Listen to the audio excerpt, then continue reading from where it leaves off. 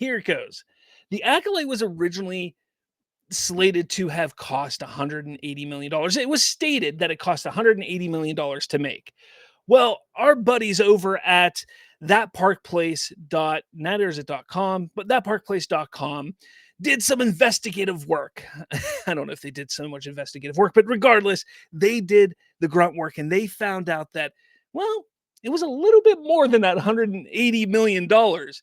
It was actually $230 million total for this series. That is $28.75 million per episode. That $180 million was misrepresented as it was not converted to US dollars from the Great British Pound or whatever it is. That is why there can't be a second season, people. That is why there can't be a second season. So this from That Park Place, this is an exclusive. The United Kingdom tax documents filed by the Walt Disney Company's UK branch reveal that Lucasfilm and Walt Disney Company spent over 172 million GBP. That's 231 million US dollars on the production of The Acolyte, a prequel series for Disney Star Wars universe. In an interview with Vanity Fair, the series creator Leslie Headland claimed that the show cost $180 million, which was assumed by several to be stated in US dollars. It is now evident that if Headland had knowledge of the series' financials, that she was more likely referring the amount in Great British Pounds. She wasn't accounting for the exchange rate. People who sit here, all these fans who are, there needs to be a season 2 of The Acolyte. There needs to be a season 2 of The Acolyte. People need to realize, they'll sit there and say, well, they let Breaking Bad get a second season and the first season wasn't great. Or The Sopranos, the first season wasn't great. They let that have a second season. Or Seinfeld, first season wasn't great. And look what that did. They mention all these shows that the first seasons weren't the seasons that really catapulted these shows to mega hits and mega stardoms. And they mention these shows. But these shows' first seasons didn't cost $230 million to make. And they refuse to acknowledge that. They refuse to acknowledge that also these first seasons of these other shows they keep mentioning were not as divisive. They didn't divide the fan base. They didn't cause so much animosity towards the IP and the brand that this show did. It is absurd that this show, which, mind you, had so much potential for this show, a show about the Sith hiding in the shadows, manipulating the Jedi, manipulating the galaxy, manipulating the Republic.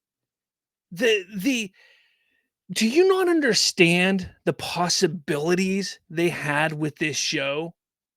And this is what we got. A whiny set of twins, one of which actually both of the twins had no really emotion on their faces at all, and a story that had no real substance to it. Terrible VFX, a love story that people feel that there's a love story. Like, there's no love story there. There are people who are sitting there saying, this love story between May and Camille is amazing. We need to see more. There was no love story there. It was so bad. There's so much wrong with this show.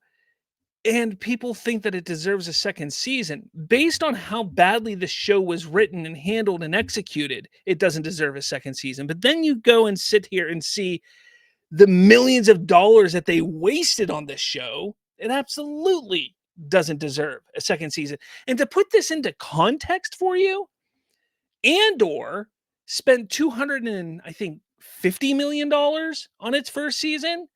And now, don't get me wrong, I'm not a big fan of Andor, but it was still vastly better than this show. You have Game of Thrones, which spent about $15 million per episode. You have House of the Dragon, which is spending around $20 million per episode. Vastly better shows. in production and execution. Hell, even the final season of Game of Thrones is leaps and bounds better than that first season of The Acolyte. So you sit there and you start to take everything into perspective. Like you put everything in line, you start to understand, like, okay, maybe when you step back and you look at things, you take your emotion out of it, you can start to realize, okay, this is why there's no season 2. Financially, it makes no sense. We see that it wasn't a hit. People weren't watching it. It sucks. It does suck when there's something that you like that doesn't get continued. It's happened to me in the past. It sucks, but it's the reality of this life. It's reality of the business. You move on and you hope that something else comes along that you're going to like and that it does get continued. That's how it works. You don't sit there and just whine and cry constantly and act like Star Wars wronged me. It's all the bigots on YouTube. YouTube is at fault for this. Like, come on, guys.